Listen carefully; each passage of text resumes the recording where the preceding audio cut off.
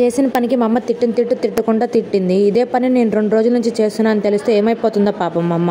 నా స్టైల్లో బొరుగులు ఉగ్గాని ఎలా చేయాలో చూసేయండి. ఉత్త ఉగ్గాని కాదండి, ఎగ్ ఉగ్గాని. ఆల్రెడీ మీకు చేయడం వచ్చుంటే కనుక నా స్టైల్లో ఒకసారి చేసి చూడండి ఎంత టేస్ట్ గా ఉంటుందో. బొరుగుల్ని వాటర్ లో తడపాలన్నమాట. నేను వీడియోలో ఎలా అయితే తడుపుతున్నానో అలానే తడపండి.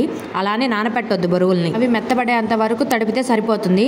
ఆ వాటర్ అంతా పిండి పక్కన పెట్టుకోవాలి. బొరుగులు తాలింపు పెట్టి తాలింపులో ఆనియన్స్, టొమాటోస్, చిల్లీస్, కరివేపాకు వేసుకొని వేయించుకోవాలి. మీరు బొరుగులు ఎంత క్వాంటిటీ అయితే తీసుకుంటున్నారో దానికి తగినన్ని ఎగ్స్ అయితే తీసుకోవాలి. ఎగ్స్ కూడా వీడియోలో చూపిస్తున్నట్టు ఫ్రై చేయాలి. మా అమ్మ నన్ను ఎందుకు తిట్టిందంటే మా అమ్మ కష్టపడి పసుపు అనేది తయారు చేసుకుంది అనమాట. నేచురల్ గా పసుపు గొమ్మలు తెచ్చి ఆ పసుపు ఏమో కర్రీస్ లో వాడుతుంది. ప్యాకెట్ పసుపు ఏమో పూజకి అలా వాడుతుంది. ప్యాకెట్ పసుపు, నేచురల్ పసుపు రెండు కిచెన్ లోనే ఉన్నాయి. నేచురల్ పసుపు బాక్స్ లో పెట్టింది, అది దేవుడికి వాడడానికి పెట్టిందేమో అని నేను ప్యాకెట్ లో పసుపు అంతా కుకింగ్ లో వాడేస్తున్నా 2 to 3 days నుంచి. ఇవాళ మా అమ్మ చూసి ఫుల్ తిట్టింది అనమాట. ఇంకా ఏం చేశాను, నేచురల్ పసుపు తీసుకెళ్లి ఇంటి ముందు వేసిన ముగ్గులో వేసాను పసుపు కుంకుమలా. ఇంకా ఫుల్ తిట్టింది. ఉగ్గాని అయితే చాలా బాగా కుదిరింది.